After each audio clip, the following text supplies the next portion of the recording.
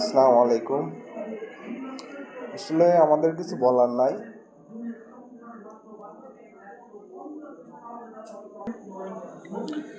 আমাদের মুসলিম একটা রাষ্ট্র, ইহুদির বাচ্চারা ভেঙে গুড়িয়ে দিচ্ছে। আসলে আমাদের কোনো কিছু করার নাই। আমাদের যদি করার থাকতো আমরা নিশ্চিত জিহাদের ময়দানে ঝাঁপ দিতাম। তবে হ্যাঁ, আমাদের নিন্দা জানানো উচিত এবং ইরানের পাশে থাকা উচিত।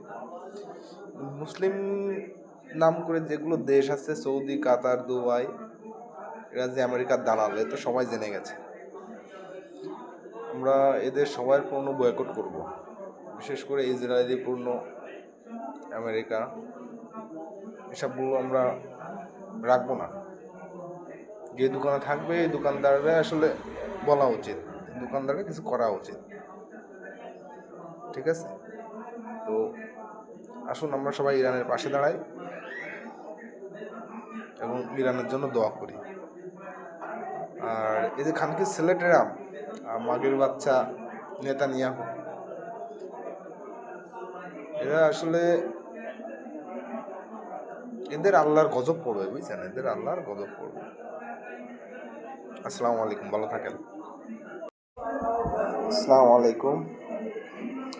আসলে আমাদের কিছু বলার নাই।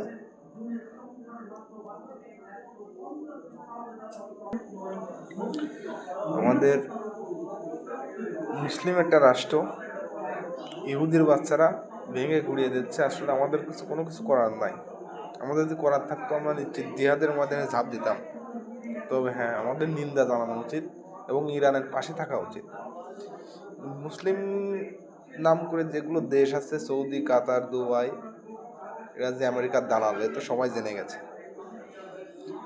আমরা এদের সবার পণ্য বয়কট করব, বিশেষ করে ইসরায়েলি পণ্য, আমেরিকা, এসবগুলো আমরা রাখবো না। যে দোকানে থাকবে এই দোকানদাররা আসলে বলা উচিত, দোকানদারকে কিছু করা উচিত। ঠিক আছে? তো আসুন আমরা সবাই ইরানের পাশে দাঁড়াই এবং ইরানের জন্য দোয়া করি। আর এই যে খানকির ছেলেটেরা, মাগের বাচ্চা, নেতানিয়াহু, এরা আসলে এদের আল্লাহর গজব পড়বে, বুঝছেন? এদের আল্লাহর গজব পড়বে। আসসালামু আলাইকুম, ভালো থাকেন।